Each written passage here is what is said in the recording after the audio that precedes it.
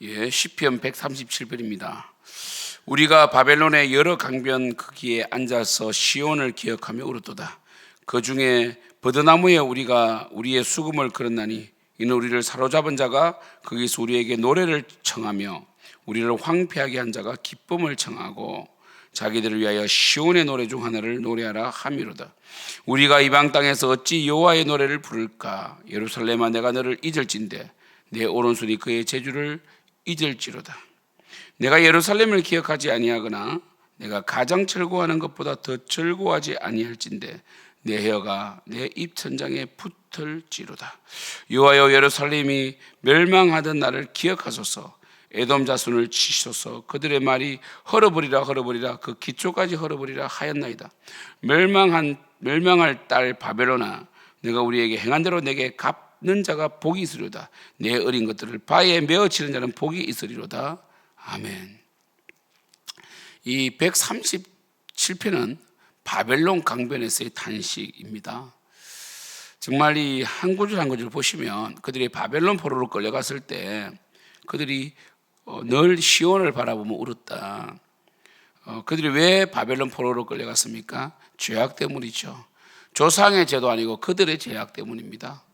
물론 조상들도 죄를 범하였고, 그러나 항상 하나님께서는 선지자를 통해서 회개할 기회를 주셨지만 조상 탓을 할 수는 없습니다. 결국 하나님께서는 에스겔을 통하여 아버지가 신포도를 먹으니 아들이 이가 시다라는 속담은 잘못되었다.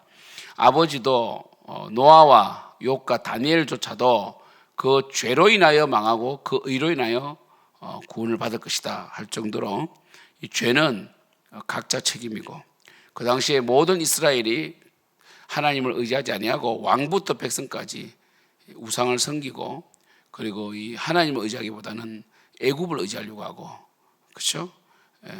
결국 하나님보다 더 이 자신을 사랑함으로 결국 바벨론의 포로로 끌려가게 된 것입니다. 그래서 그들은 포로로 끌려가니까 비참하잖아요. 포로는 비참합니다. 그 당시에. 그죠? 586년이잖아요. 기원전. 포로는 거의 짐승과 같이 취급받죠. 건장하거나 힘이 있는 자들은 노예로 그죠? 팔려가고, 그렇지 못한 노인들은 죽임을 당하고, 그죠? 이렇게 되잖아요. 그죠? 그들은 늘 시온을 바라보며 울었는데 2절에 그 중에 버드나무에 우리가 우리의 수금을 걸었다. 이 말은 뭐냐면 그 당시에 이스라엘의 모든 노래는 하나님을 찬양하는 노래입니다.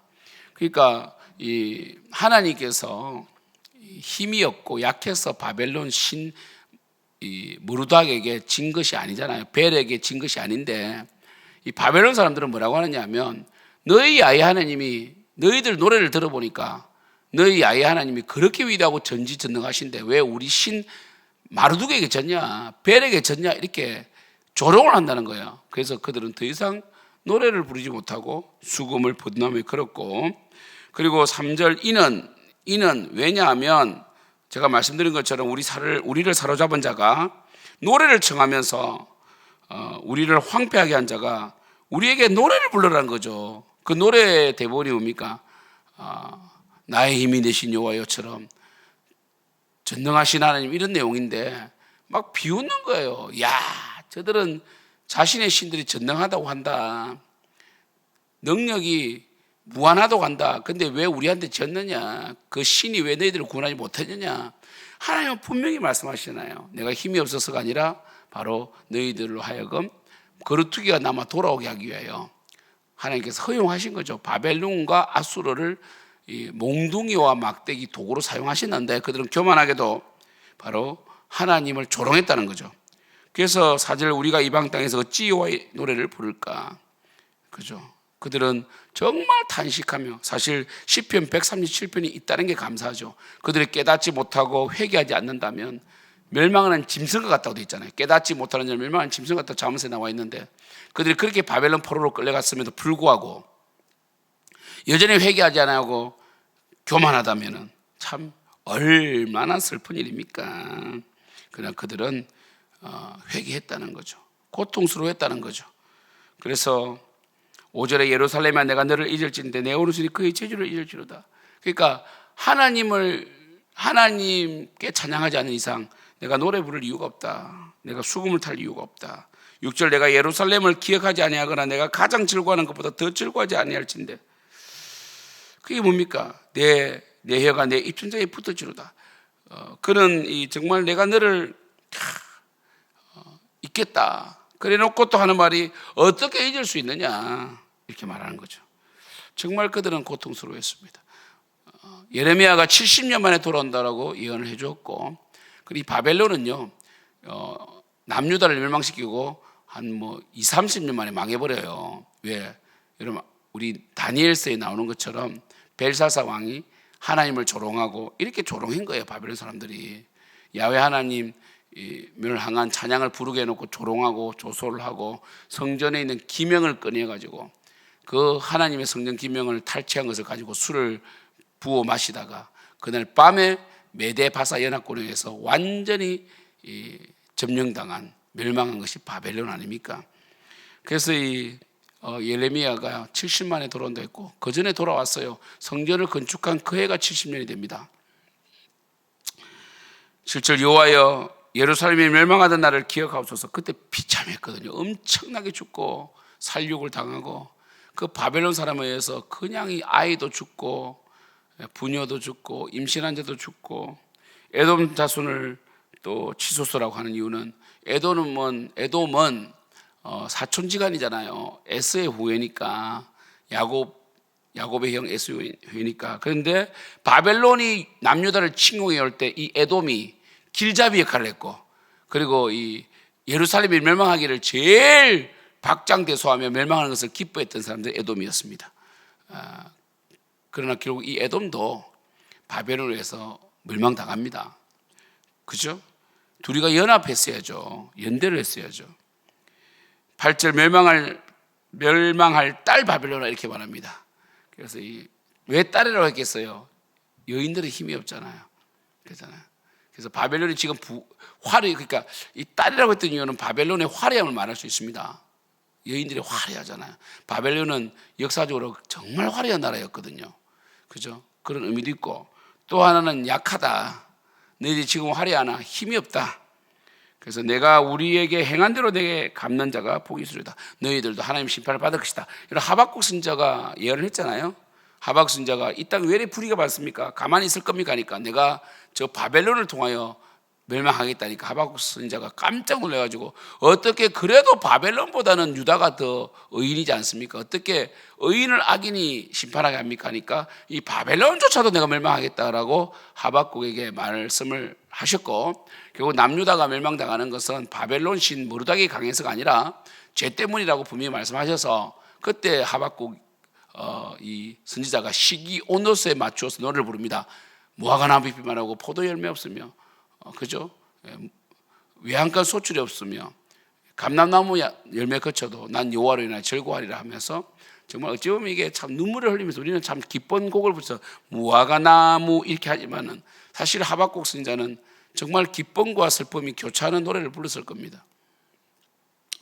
그래서 이 남유다 사람들은 바벨론 사람들에게 바벨론 땅에서 조롱을 당하면서 이렇게 기도를 하는 거죠. 바벨론도 망할 것이다. 하나님이 가만두지 않을 것이다. 이 불의한 나라에게 망했다는 게 너무 수치스럽다. 그리고 애굽도 망할 것이다. 심지어 9절에 너희들이 한 것처럼 너희들 바벨론의 자녀들이 바위 위에 메어치는 그리고 이렇게 하는 자는 복이 있을 정도로 너희들도 비참하게 망할 것이다 라고 했는데 결국 바벨론은 멸망을 합니다. 여러분 오늘 시편 137편의 내용이 이렇고요. 그래서 이 수금을 나무에 건다든지 시온의 노래를 멈춘다는 것은 이런 배경이 있고요. 우리가 적용한다면 우리는 수치를 당해서는 안 됩니다. 우리 느헤미야가 그랬잖아요. 우리 다시는 수치를 당하지 말자. 그래서 우리가 지금 회개합시다. 오늘 우리 주일인데 오늘 예배를 통해서 회개하고 다시 우리의 삶의 자리를 찾고 지난주에는 빌라델피아 교회를 통한 열린 문의 그 복, 작은 능력으로 충성을 다하는 이 마이크로 두나미스, 정말 이 작은 능력으로 충성을 한 빌라델피아의 축복이 있다면 오늘은 두 정인의 역사, 바로 우리 믿는 자들이 이 말세에 어떻게 살아야 할 것인가 하는 그 분명한 이 하나님의 이 말씀, 정체성, 이것을 배우는 오늘 주일입니다. 그래서 오늘 주일 또 재직회도 있는데 정말 우리 교회 재정을 잘 관리하고 무엇보다 우리 교회가 이렇게 8년 만에 자리를 잡았고 이렇게 우리 성도님들이 하나님과 함께 동행하며 여기까지 왔는데 우리가 다시는 정말 우리가 이 다시는이라는 말을 쓰기 이전에 우리는 수치를 당하지 말고요. 그리고 항상 회개하고 항상 겸손하게 주님을 섬겨 나갑시다. 그래서 우리가 지금 이렇게 대한민국, 특별히 우리 대한민국에서 기도해 주세요. 대한민국이 그래도 전 세계에서 가장 화려한 기독교를 자랑하고 제일 선교사님들을 인구 대비 많이 보내고 그리고 각 선교지에 교회를 세우는, 그리고 대한민국 교회가 얼마나 중소형 교회들이 깨어 있습니까? 대형 교회도 깨어 있지만은 이렇게 중소형 교회 목회자들이 믿음으로 목숨 걸고 복음을 전하는데 정말 우리 생명 넘치는 교회뿐 아니라 대한민국 교회가 수치를 당하지 않는 일제 강점기처럼 이 뭡니까 신자 참배처럼 이 만몬이나 외압에 무릎 꿇지 않는, 정말 이 시대의 만몬 물질에 무릎 꿇지 않는 우리 생명 넘치는 교회와 우리 한국교회가 되도록 기도합시다. 우리 오늘 예배 잘 드립시다. 기도하겠습니다. 하나님 아버지, 우리에게 이렇게 예배의 자리를 주시고 우리 대한민국 교회 아직까지 망하지 않게 하시고 끝까지 거루투기를 남겨주시니 감사합니다. 우리 대한민국 교회 무너지지 않도록 도와주시고 세계 순기 쓰임받게 하여 주시고 우리 생명 넘치는 교회도 굳건히 서게 하셔서 아버지 하나님 정말 저희들이 수치를 당하지 않도록 도와주시고, 수치를 당하면 비참해집니다. 주님을 찬양하는, 마음껏 찬양하고 마음껏 주님을 높이는 이 전 세계 또 어떤 동서고금을 막론하고 지금 21세기 2025년도 대한민국 이 사회가 그래도 가장 풍요롭고 또한 하나님 편에서 예배적으로 볼 때 가장 예배를 잘 드리고 풍성한 교회 음악과 교회 속에 부유함이 있는 이 시대에 이 축복을 놓치지 않도록 당연한 것이 아니라 감사하며 절박하게 기도하는 우리 생명 넘치는 교회와 한국교회가 되게 역사하여 주시옵소서. 예수님의 이름으로 기도드립니다. 아멘.